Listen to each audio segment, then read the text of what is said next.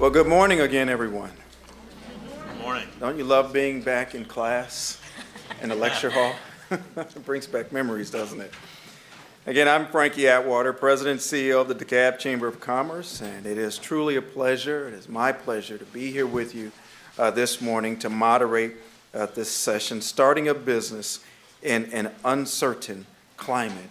And it's interesting because we feel right now as a business owner, climate is really uncertain, but I ask you, if you could, please think about what it was 20 years ago. We've been through this before. We've been through some uncertain times.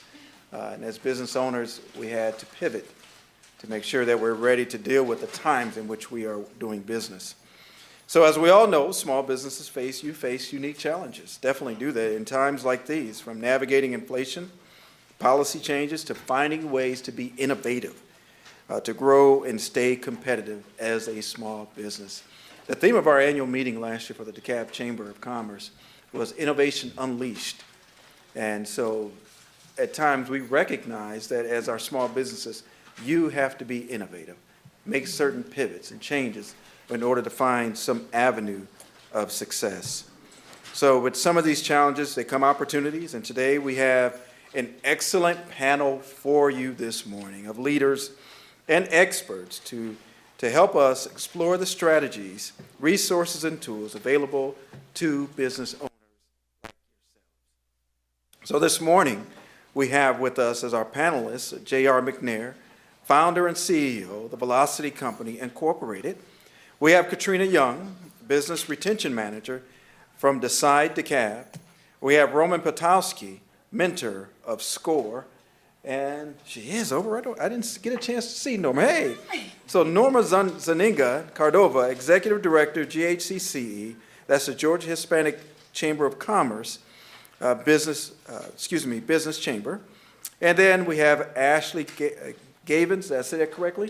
Gavins, Southeast Regional Select Business Leader, Marsh McLennan Agency. So we have here a nice panel of experienced business owners. Those that are operating in their business understand exactly, have some understanding of the struggles or challenges that you may face as a business. So as with panelists, we ask questions. You have several questions that we'll ask our panelists. But as a moderator, I get the opportunity and privilege where that the question is there, but I can kind of massage it a little bit to make sure that we're getting the answer that you're looking for, but also the direction that you'll need as a business owner. Because I know many of you are here looking at opportunities, not only what you can gain from this, but also how you can network and collaborate to expand your business. So we're going to start with Mr. J.R. McNair. And so J.R., first of all, welcome. Thank you for being a part of the panel. So I'd like to start with you. How should small businesses deal with economic uncertainty? Well, we have been helping small businesses since 2002. We celebrated 23 years in business, and I've seen a little bit of everything. We've helped over 54,000 small businesses, and I've helped tons of organizations, so I've seen it firsthand. And the one thing that I would say is that you have to focus on the three most important things in business. And y'all know what that is? Sales, sales, sales, okay? and I'm gonna tell you, I see a lot of people like, JR, you know what? I started business. I got my LLC. I got my, and I'm like, that's great. And they say, well, have you made any money yet? Not yet. And I'm like, well, dang, that's probably what you need to be focusing on. And I see a lot of people, they're focusing on the wrong things in business. And really, when you're starting a business, a lot of them are going in the wrong business altogether. And that's a huge issue. A lot of you guys, when you're going in a business and you're trying to be successful in a business, you have to first say, hey, look at my background, look at what I've done, look at some of those things, look at the experience that I have before I run in a business. I had a lady that I just spoke with. She was going into a weave and hair weave business, selling bundles and wigs and things like this online. And she had already done a website and all these things.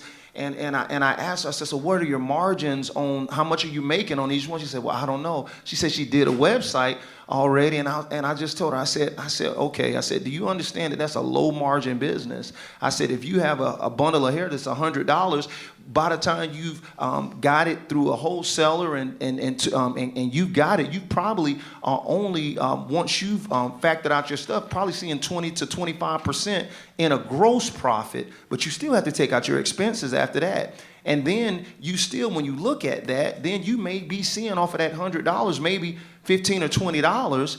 And then when you actually, so then in order to make any substantial money, you have to sell about 1,000 to 10,000 of those a month, okay, to actually make any substantial money. And so, and then you have to look at, okay, what kind of marketing do I have to end up selling 10,000 of those items a month, right? And you say, do I have the marketing engine to do that? Do I even know how to market to make that happen, let alone have the capacity or the capital to make that marketing happen?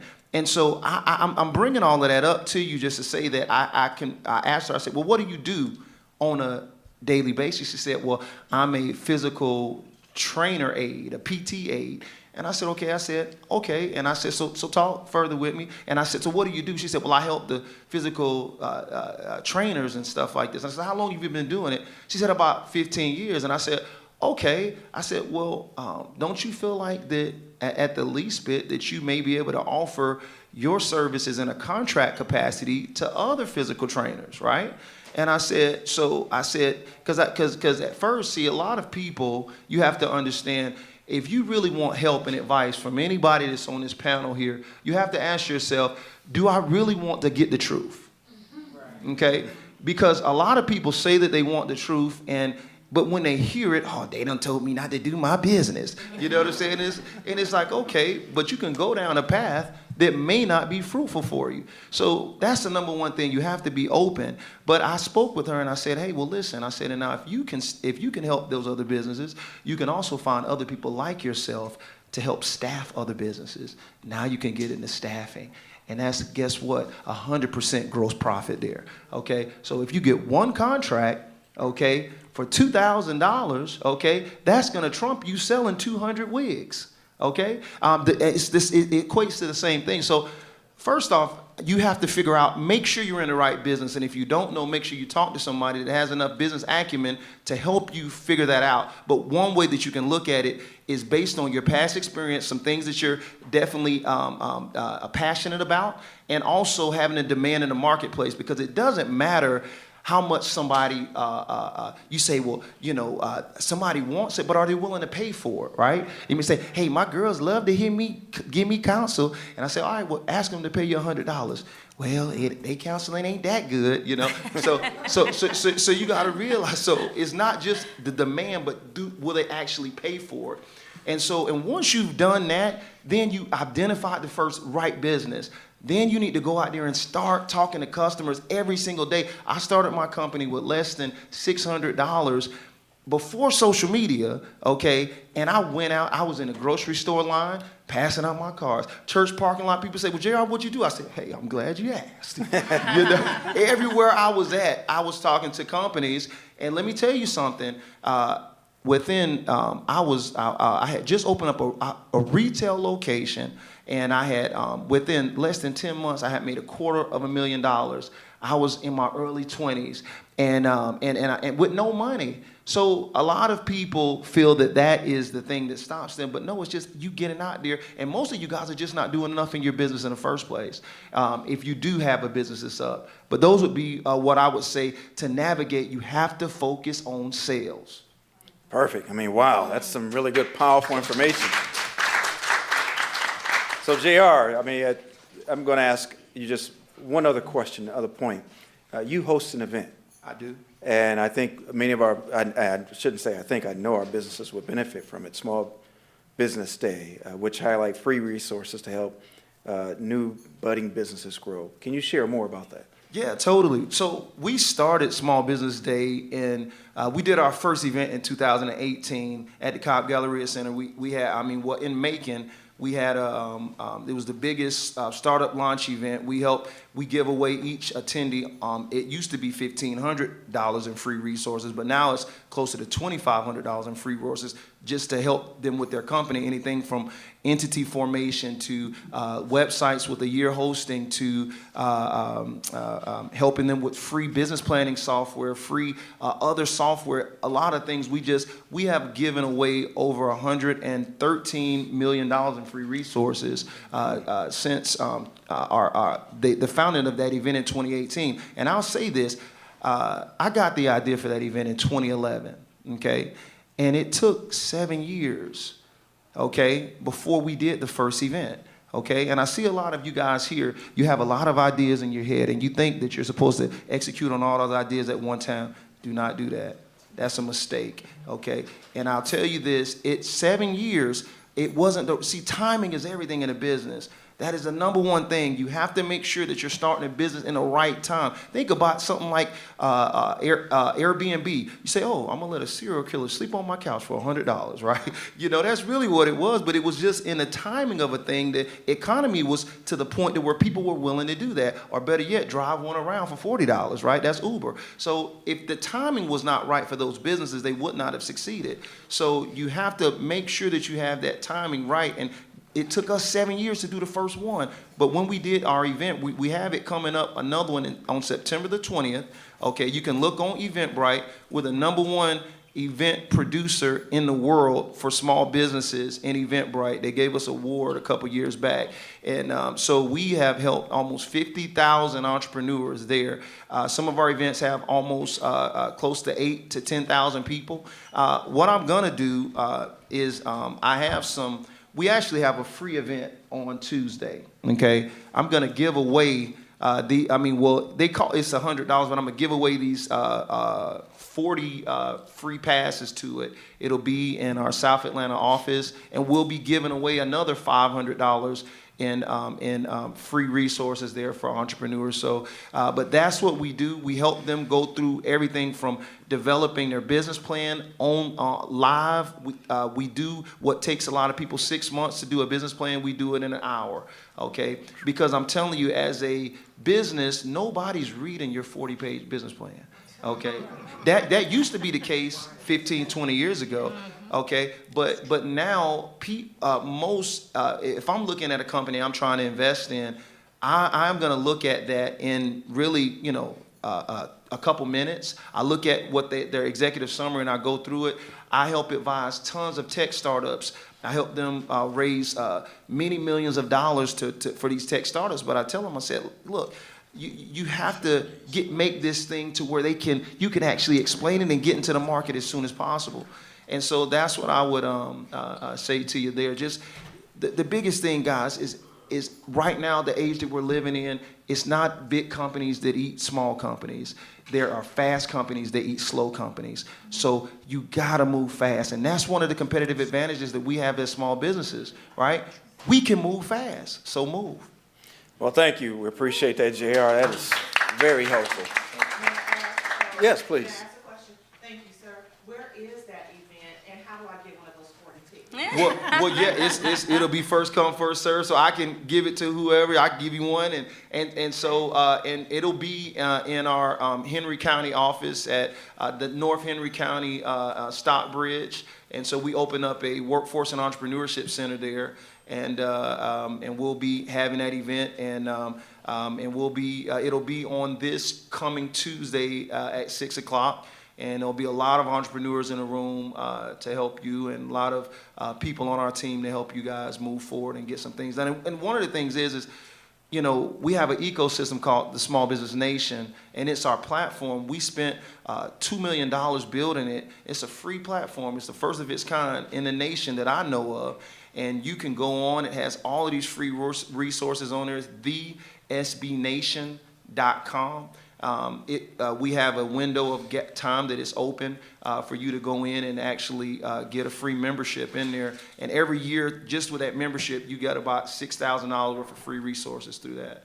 Well, because of time, I'm going to encourage you all that if you can, pull JR over after we leave the session here. I know he'll be open to answer more questions. We're going to try and do something at the chamber with JR as well, so he can get really in depth with what he's done here with his business and how it can assist others as well.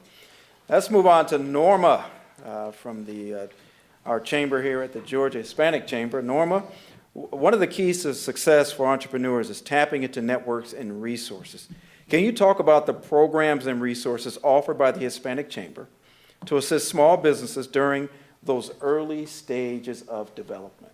Absolutely. Buenos dias. All right. So let me just start by asking all of you here.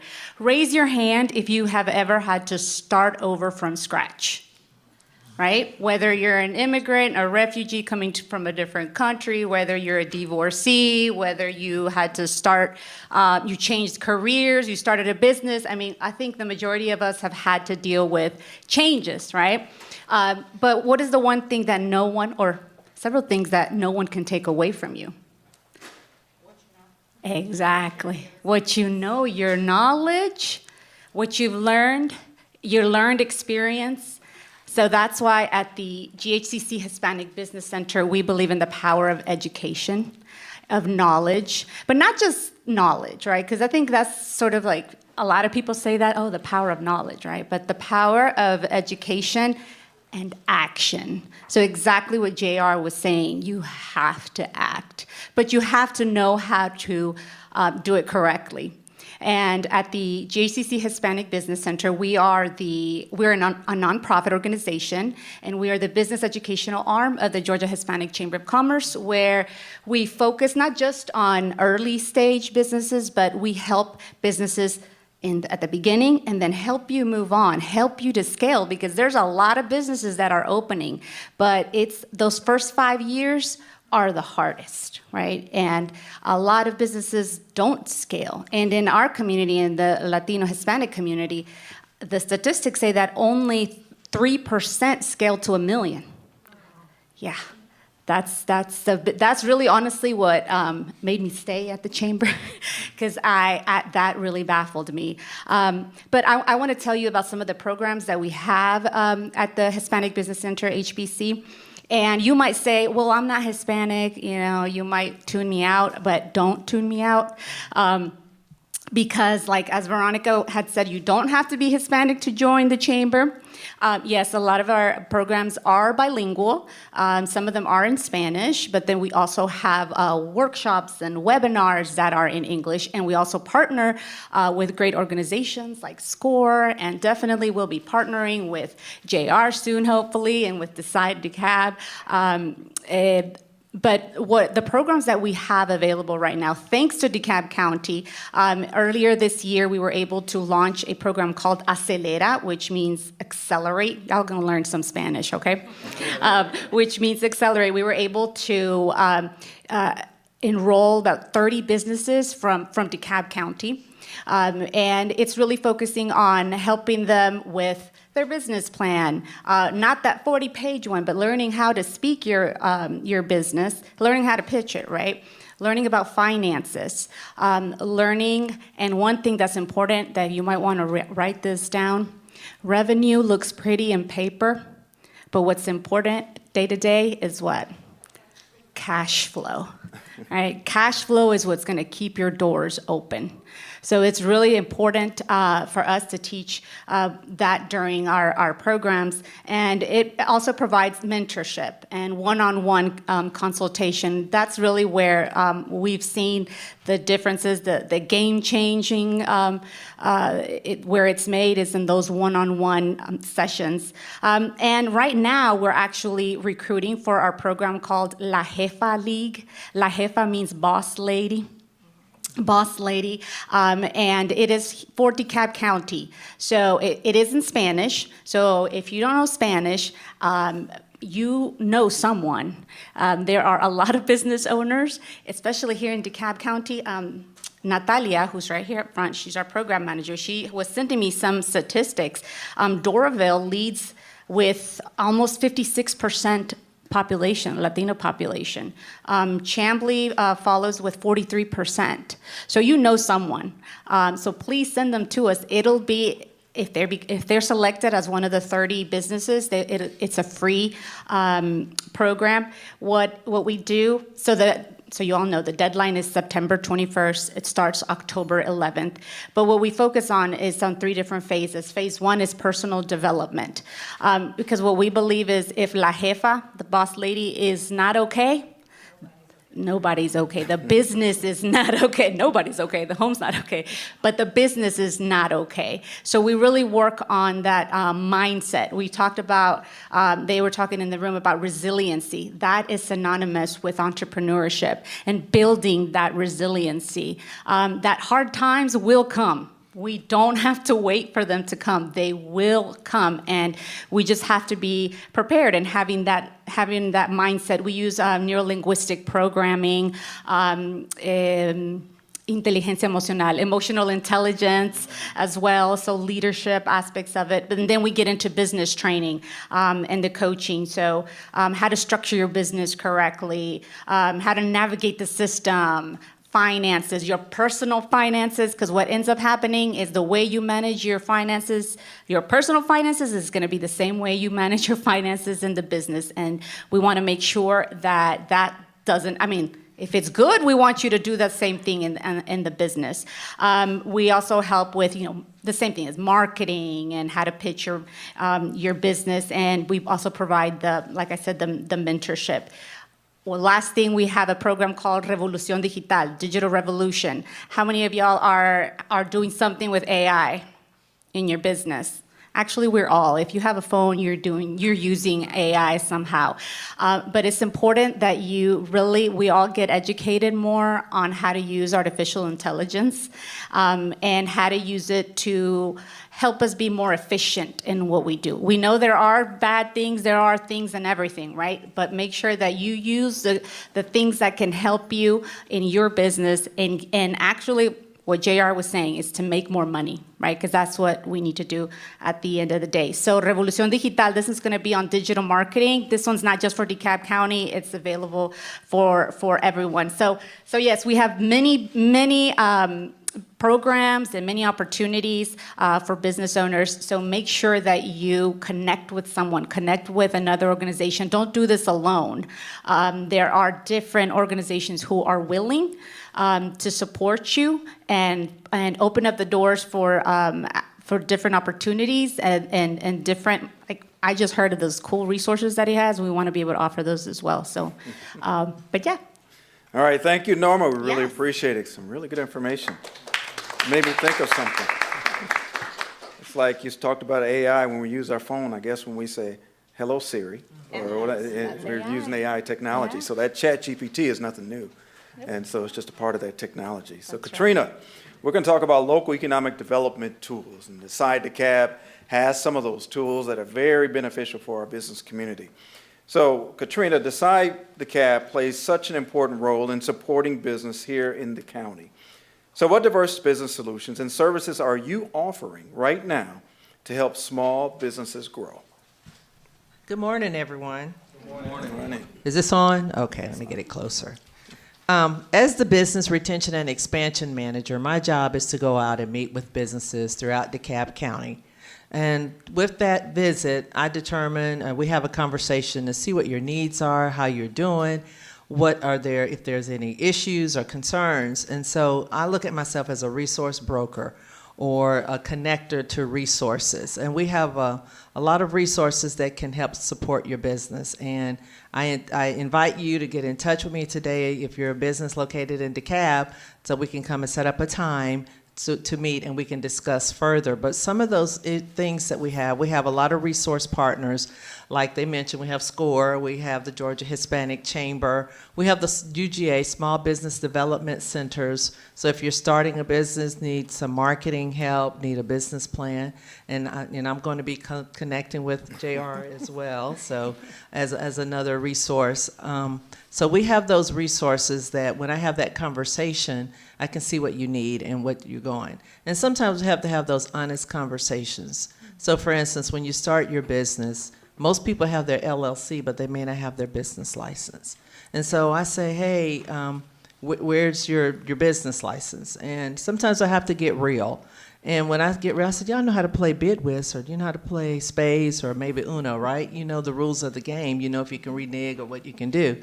So it's the same in the business community. You got to be able to maneuver in this game of business. So getting your LLC is the first step, but also getting a business license. We also have a Black Business Guide. So if you are a Black business owner in DeKalb County, this is an inaugural edition that we have. It's housed on our website. If you visit our website at DecideDeKalb.com, you can sign up for the newsletter, and we can push out additional information to you as well. So go on there and apply to become a part of the Black Business Guide as well.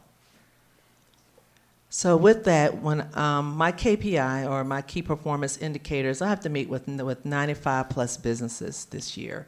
So with that being said, I hear the concerns, I hear the issues, I hear the needs. And what has evolved from that with one of my partners, the Better Business Bureau, we have created what we call the Business Resources 101. And we've connected also with different our city partners. Clarkson is one, Dorville, Latin American Association. And we host a 2-hour event in the afternoon because small business owners are busy. And so we don't want to take a lot of your time. We have those funding and technical resources in the room. We have those workforce resources in the room. It's not a lot of sit and get, but we have about 30 minutes of talking where you can hear what's going on. But I want you to get out there and to meet with these partners. I want you to learn how to network, because it's a networking opportunity as well.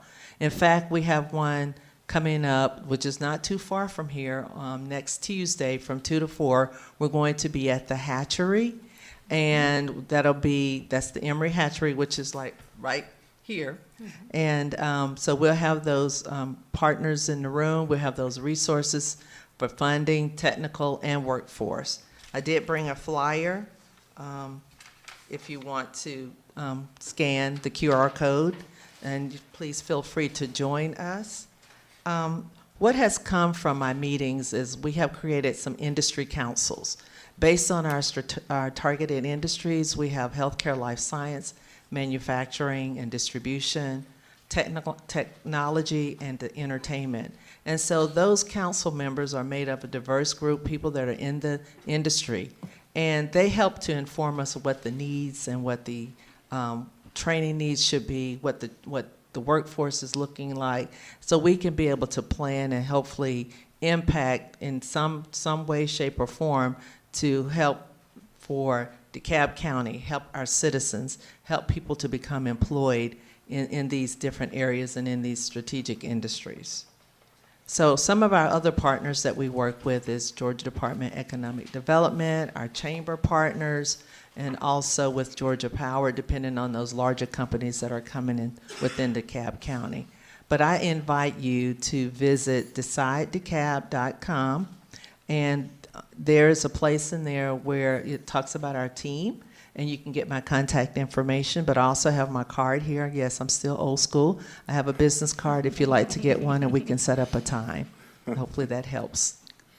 Excellent. Well, thank you, Katrina. If you are a business owner, really, really get in touch with Katrina. They have a plethora of resources. They got things they're working on, like opportunity zones that will assist you as a small business in sectors and corridors in DeKalb County. So they are she is one individual you want to sit down and have lunch with and just pick her brain on what she has to offer you as a small business. So Roman, how you doing this morning? I'm doing great, thanks. Excellent.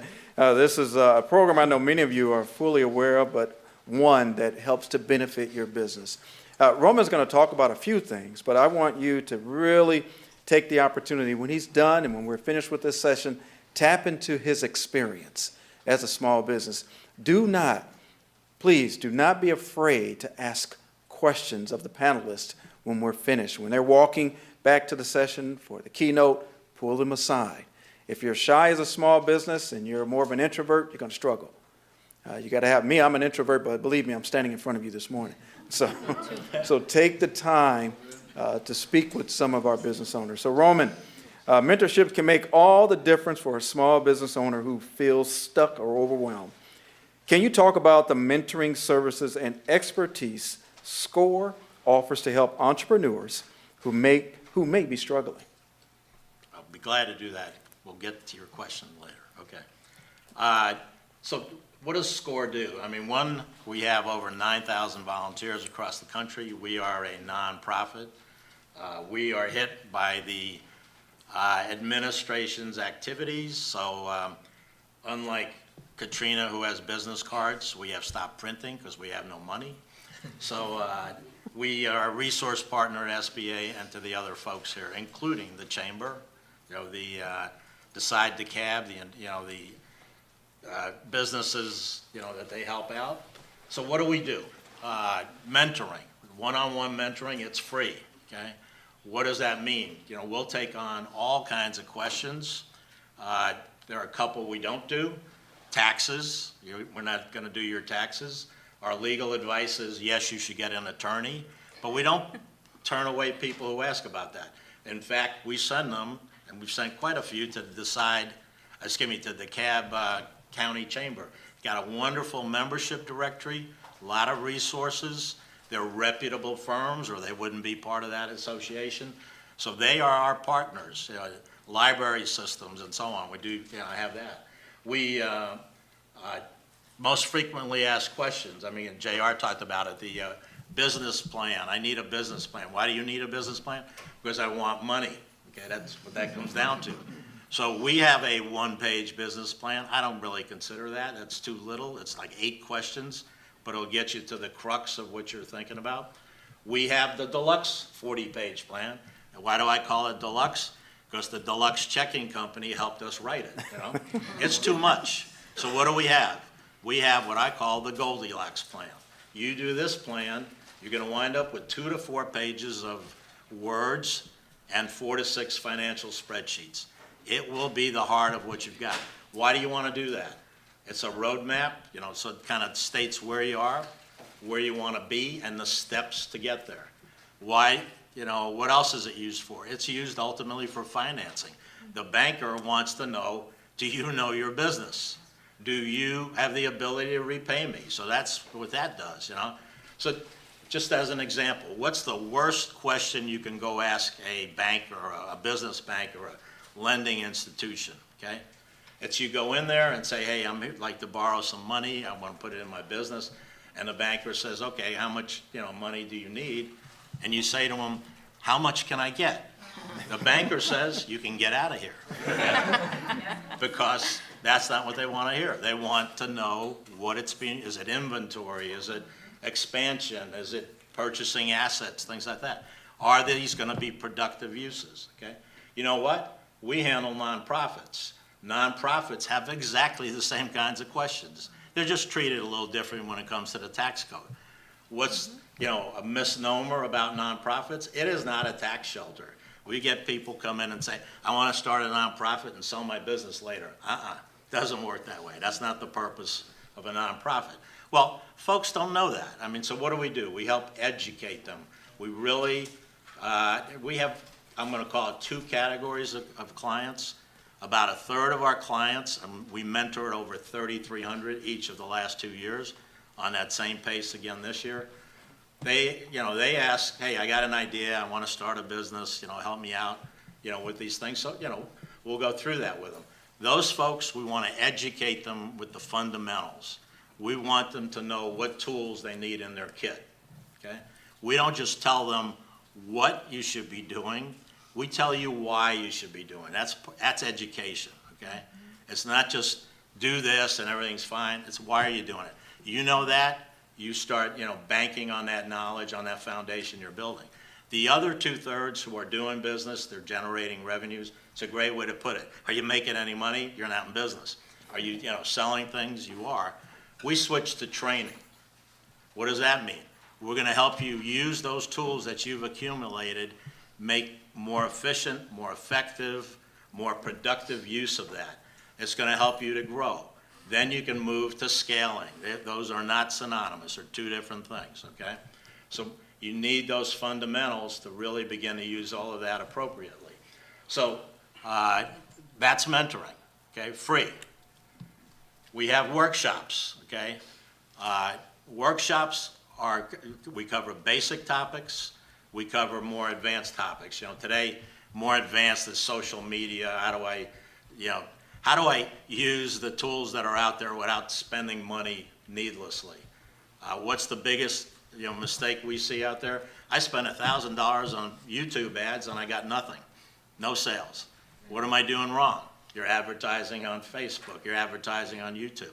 So we'll teach you social media presence, how do you build it? What's a step-by-step guide? What does e-commerce really constitute? It's not just selling online, it's delivering.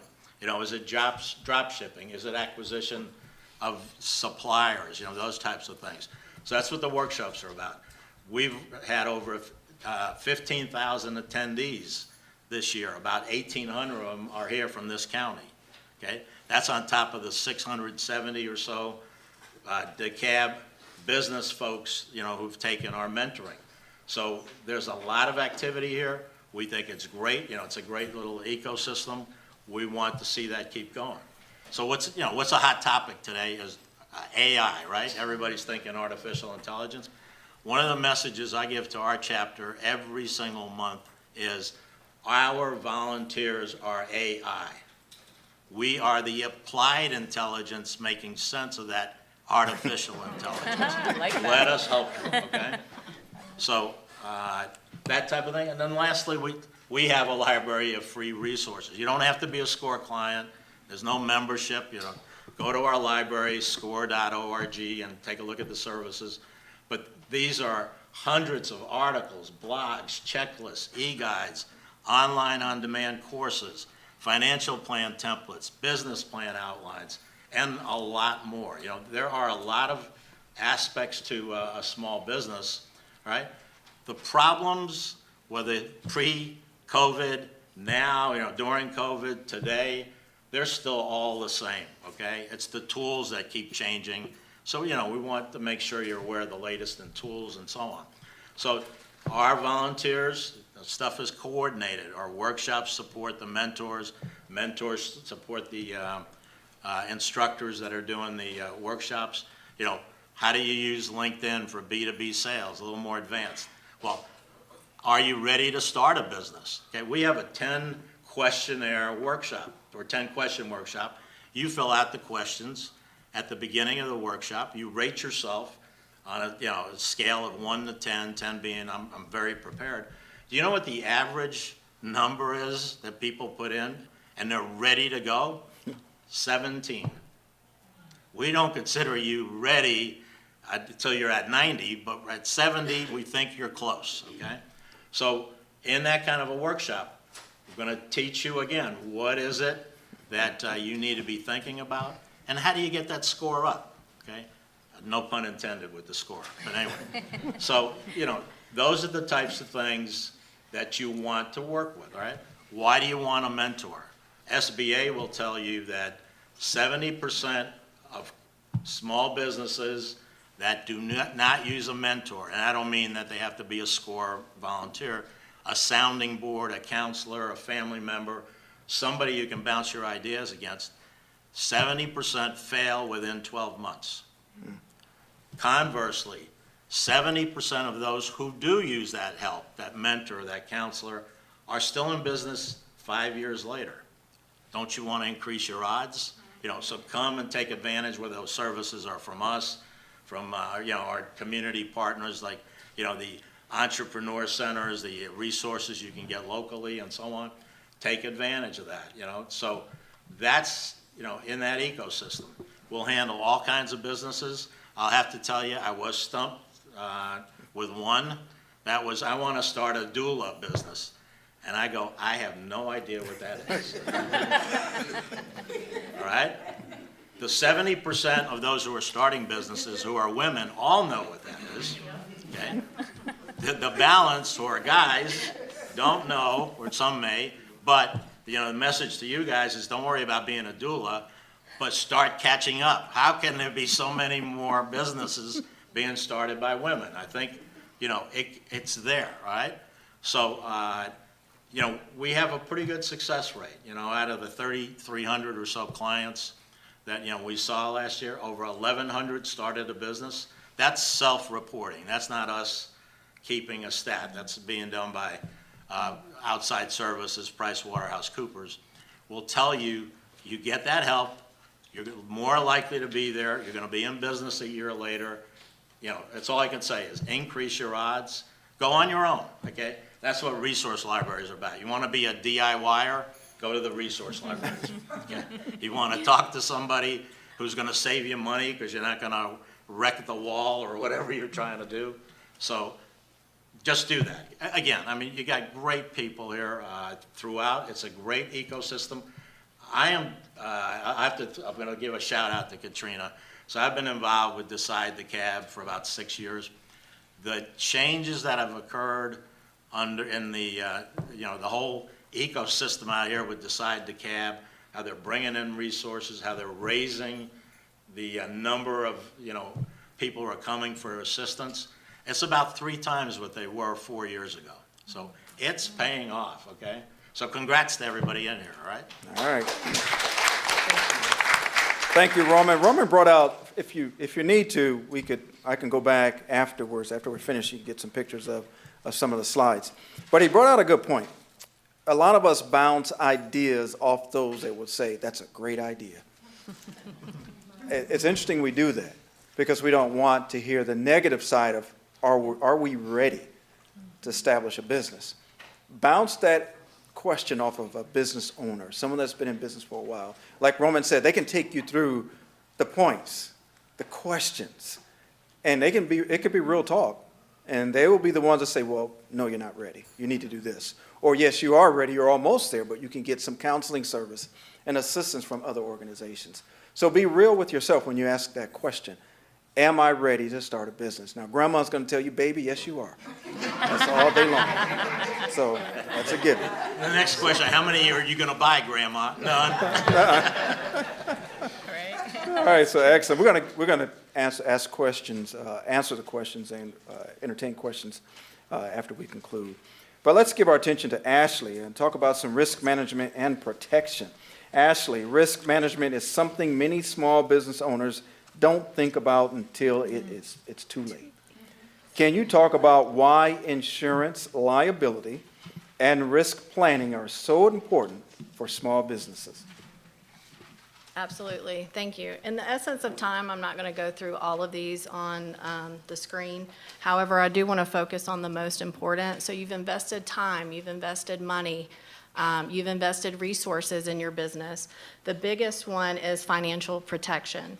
This is your safety net against employee injury claims, against property damage claims, theft claims, and without it, a single incident could be a significant out-of-pocket expense for you, and depending on the severity, it could cause you to file bankruptcy. So this is the most important. Think of it as your safety net. The other one that is really important is legal compliance. So this is twofold. This could be either insurance required by the state, such as workers' compensation, or it could be you've signed a contract with a landlord, with a manufacturer, with a vendor, and that contract stipulates that you're going to carry certain lines of business coverage and certain limits to go with those lines of business. Another key component would be business continuity. This ensures that your business can continue to operate smoothly during and after a claim event. And then next, I want to focus on what's even more important is how you can save money on insurance.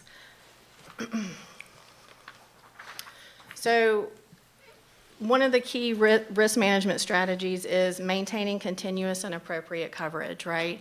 So you need to make sure that you're reviewing your insurance regularly with an insurance agent. You know, as you start a business, you could realize down the road and have to pivot and sell a new product or a new service that you didn't originally start out with, or you acquire a new entity or create a new entity. So you have to make sure that your current insurance program reflects those new exposures.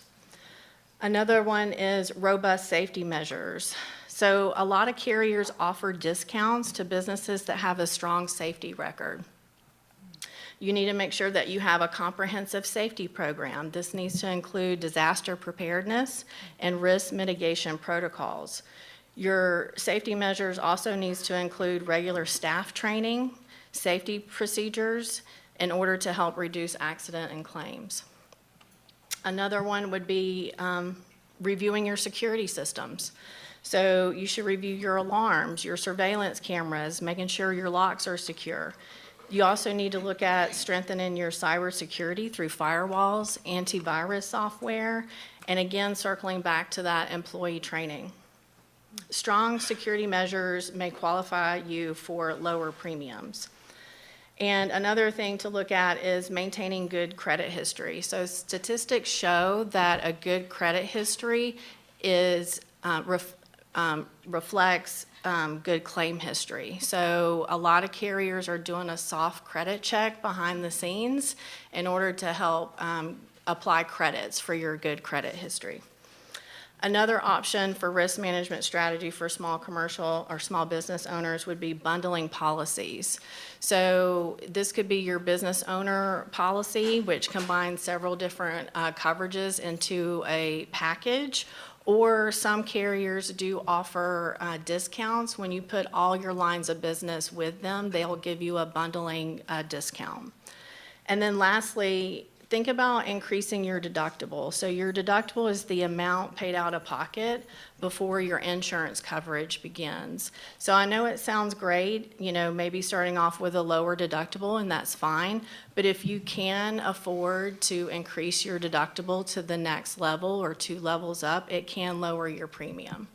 And then lastly, some carriers do offer discounts if you pay annually or semi-annually. So. Excellent. Well, thank you, Ashley. You know, sometimes our business owners, they are nervous when it comes to, when you talk about risk management and protection. Yes. Recommendation, owner's policy? I'm sorry, say that again. Owner's policy, can you elaborate even more about Oh, yeah, an business owner's owner's policy? Sure. So this is a very busy slide. So I'm just going to do a high-level explanation as to what these coverages are. So the business owner policy can include general liability, property, crime, inland marine. So general liability includes bodily injury, property damage, personal injury, and advertising injury. Now, some additional general liability coverages you may need to consider is employers' practices liability, and this is, it protects you against claims alleging wrongful employment acts. So think of harassment allegations, wrongful termination allegations. Another GL coverage would be employer employment benefits liability, and this is for business owners that are offering insurance, health insurance to their employees. So think of you accidentally forget to enroll one of your eligible employees in your health insurance program. That coverage helps with that claim. Another GL coverage would be your cyber coverage. This protects you against financial losses from data breaches, hacking, etc. Moving on to the property coverage. So this coverage has a lot of different options underneath the umbrella of property. So this could be the physical building if you own the building that you're operating in, or it could be for the interior improvements and betterments, your personal contents, stock, or inventory. Now, I mentioned business continuity protection earlier, so business income and extra expense goes hand in hand with business continuity. So business income is for lost income and operating expenses, and then the extra expense is for those expenses needed to continue operating when your primary location is being repaired or replaced. Another coverage would be equipment breakdown. This is repair, replacement of equipment such as your HVAC systems or production machinery. Sewer and drain backup. This is coverage for backup of your sewer lines, drains, and plumbing systems. And then we have earthquake and flood. Earthquake covers earth movement, and flood covers heavy rain, storm surges, or overflowing rivers. Another component of the BOP policy is crime coverage. This could include employee theft, which is dishonest acts by employees, such as stolen cash or assets, forgery, altercation, losses from fraudulent documents, or money and securities, which is third-party theft of money and securities. This is your robbery, your burglary claims. And then inland marine coverage. This is your movable or transportable property coverage, or it could be contractor's equipment if you're a contractor covering your employees' tools. It could also include transportation, covering your goods while they're in transit. And then lastly, if you have any fine arts or collectibles that you're displaying in your business space, you do need a separate coverage for those. And then other potential coverages, depending on what industry you're in, it could be professional liability, which is errors and omissions, that covers negligence, errors and omissions, and performance of professional duties. So think contractors, think architectures, healthcare. Those are some examples. And then there's directors and officers, which protects directors and officers from claims alleging wrongful acts from their managerial duties. Garage keepers. This is coverage for other people's autos while in your care, custody, and control. So a lot of people think that that's primarily auto repair or auto body shop repair. But if you're a restaurant offering valet or a hotel offering valet services, this is the coverage that you need to help with that. And then there's liquor liability, which covers businesses that sell, serve, or manufacture alcohol. And then lastly, sexual abuse and molestation coverage. This protects against allegations of sexual misconduct committed by volunteers, employees, or other individuals. Perfect. Wow, a lot of information. Yes. Let's give our panelists a round of applause. So we'll take a few questions here. We have just a few minutes for questions for our panelists. If you have any, ma'am, please. Hi, how's everyone doing? Good. Hello. Good. I have a question in regards to the insurance. If you're a home-based business and you have, I guess your different products that you use in your home, your equipment and whatnot, if you have homeowners insurance, do you still need to get the property business owners? Yes, that's a great question. So yes, you do may need to, because there may be exclusions within your homeowner's policy that excludes business exposures. So you may need a bot policy. Sounds like you need to pull her aside after. Yeah, Sounds like a good conversation. Yeah, any additional questions? Yes, please. Yeah, my question is, with the title of the session being starting a business in an uncertain climate, I didn't really hear anyone touch on that. So some of my questions are, what are the pros and cons of being in this type of climate? What businesses or industries may be more successful than others? And how would the tariffs and the DEI issues affect your business right now? Some Frankie. good questions. Roman? Yeah, October 14, we are holding a workshop called Pivot, How to Survive, Even Thrive During Economic Uncertainty. We have a little different opinion about economic uncertainty. It's always uncertain. You know, for you as a business, it's nothing new. So how do you act? What is different right now in this environment, it's happened before, the pie, the available market is shrinking. It is not growing. Let me tell you, it's a lot easier to start a business when it's growing because your competition doesn't notice because you're taking share that no one has. Today, they're all acting in defense, and the big companies started it very early, so they're really making it difficult right now. But in this kind of a time period, it is an opportune time for some businesses to start. In chaos, there's opportunity. I mean, I grew up in a system that said, take advantage of every catastrophe. Take advantage of every mistake that's out there. That says some competitor doesn't know what they're doing, okay? So you're going up against people, I think it was said a few times, they're doing the same thing for the last 25 years. Those people are ripe for being dislodged, okay? Because one of the things that you can almost count on, you know, just universally across small businesses, they are more imaginative, they are more innovative, they are more creative, okay? Is it because they're smarter? Heck no, it's because they need to be, and that's how they respond, okay? So it's like, you've got the opportunity to do these things. Now, a lot of people think this only applies to product businesses. You know, I'm selling whatever, you know, beauty products or something. It applies to service businesses too. Your challenge is not a source of supply. You've got a limited product, you know, or service, which is your time, if that's the kind of business you're in. You've got to raise prices. What do your clients want to do? Heck, they don't want to hear that kind of thing. Well, there's ways to do that, okay? This is the time where you can improve profitability by pruning bad customers. Not all customers are alike. You know, free your time up. How do you approach these things? I mean, this is the kind of thing like a workshop like this covers. How do you go to your best clients and say, you know, I'm sorry, but the prices are going up. I can't, you know, how do I do this without losing, okay?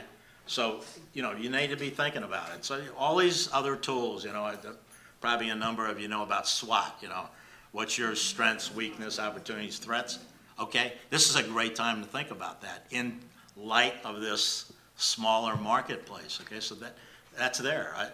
Not, you know, you heard it. There are businesses going out of business. Guess what? Somebody's going to pick up that share, okay? And there's, you know, but you got to understand your competitors are going to be different. You know, you got a restaurant, a pizzeria, your competitors are in a 10-mile radius because nobody's going to travel, you know, 25 miles to save $1 on a pizza, okay? But if you've got a service, you got something that's being, you know, sent to you, all of a sudden, it's, you know, it's statewide, it's region, you're going to have to think a little differently. But there's tremendous opportunities right now. And that's the kind of discussion you can have with them. How do I take my business? How do I pivot? How do I change to do that? So, yeah, you know, people are doing it. I'm sure JR and his folks are going through that same kind of, you know, analysis that when they're talking to clients. So, I mean, you look like you go, please, go ahead. Well, yeah, I wanted to say this. I'll tell you guys this. I think it's the best time ever to start a business, ever, in the history of man. And people say, what? This is the best time ever. Let me tell you this. You got to realize I've been in business for 23 years, and technology was never this easy to access. The cost of technology, right? Now with a lot of the AI, the cost to produce things almost goes down to nothing. Okay, and so opportunities before, when even in the tech sector, you would have to go out and raise all this money and make those things happen. It's not today. Oh my goodness. And let me say this, guys, like, you realize even being in Georgia, you know, we're the #1 state for film and television, okay? We have the busiest container port in the nation down in Savannah, okay? We have the busiest airport, not in a region, not in a state, but in the world, okay? We're the #1, one of the top people in the music industry. I mean, Fortune 500 companies galore. What I'm saying is you're in a great place in this backyard, right? Being right here. And I'll say this, there are going to be billion-dollar, one-person companies, okay? And you say, how is that? Because what AI does anybody know what an AI agent is? An agent, see what you see in ChatGPT, those are chat bots. I've been in the AI space since 2014. And so, but agents are autonomous. That means you can give them a task and they can continue to work on it continuously. And so you could have essentially a AI assistant that does your assistant work. You can have an AI marketing person. You can have an AI operations person, an AI tech person, and all of those things are being operated by an AI director that runs all of those people. So you could be one person and managing this billion-dollar entity. I'm telling you, I'm seeing it right now. And I'm seeing it right now. And a lot of people, and I'm telling you, change is coming. See, what we live in now, and I'm just giving you guys a brief understanding of this. Right now, this is ANI, okay? This is really like dumb AI, what you see right now. You think it's advanced, but it's a dumb AI, okay? Over the next 5 to 10 years, people were projecting to have what's called artificial general intelligence, which is called AGI, okay? That, I believe, is gonna come probably next year or the year after. And so when that comes, it's gonna change everything. And so this is why you have to move fast. Do you understand what I'm saying? Listen, if I could tell you anything, what you thought was gonna take longer time, the projections that everybody's thinking, the economists and everything, they are way off, okay? It is coming faster than you think. So you have to get yourself prepared for that, okay? All right, if I could, Yeah, go ahead. because of time. Yeah. And JR, you can see he's passionate. Yeah.